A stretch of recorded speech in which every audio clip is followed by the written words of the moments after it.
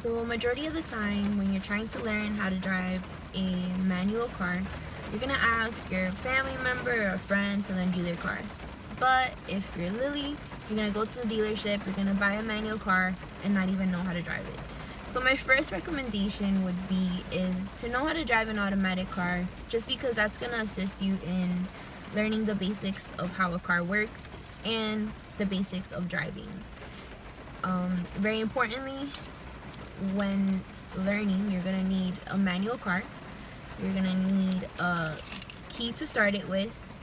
You're gonna need your 2 hands and your 2 feet. And later on, I'll explain why you need 2 feet versus when you're driving an automatic, you're only gonna use 1 foot for the pedals.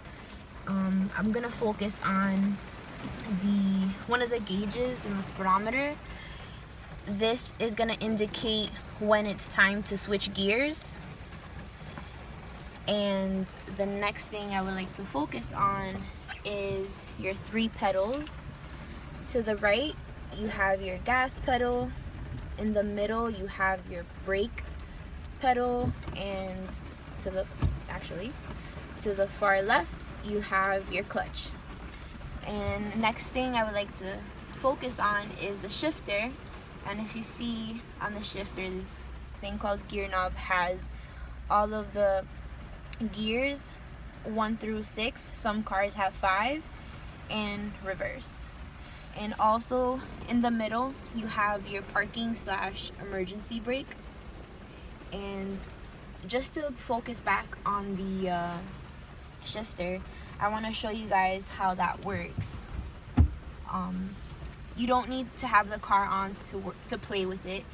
So you're gonna press down on the clutch, and I'm just gonna show you how to switch gears 1 through 5. This car is 5 even though it's a 6. So left up is first, left down is 2, middle up is 3, middle down is 4, up, right up is 5, and then your far down right is reverse.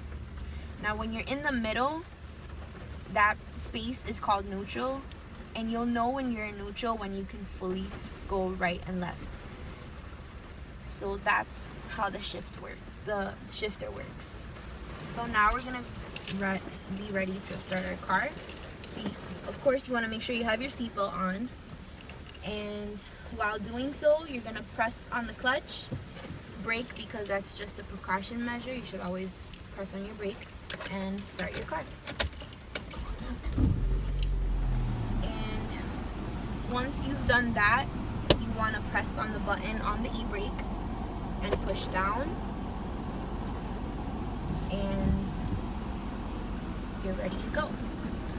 So you're gonna simultaneously, as you're pressing on the brake, you're gonna press down all the way on the clutch, release the brake.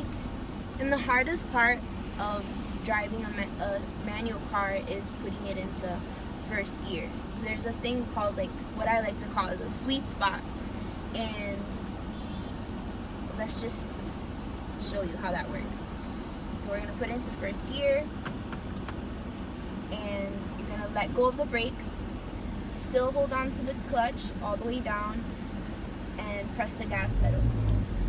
So as you're pressing the gas pedal, at the same time you want to let go of the clutch until you feel that it grabs and you're ready to go. And we want to focus back again on the RPMs. And once you hit 3 on average, majority of the time, that's where you'll be indicated to switch.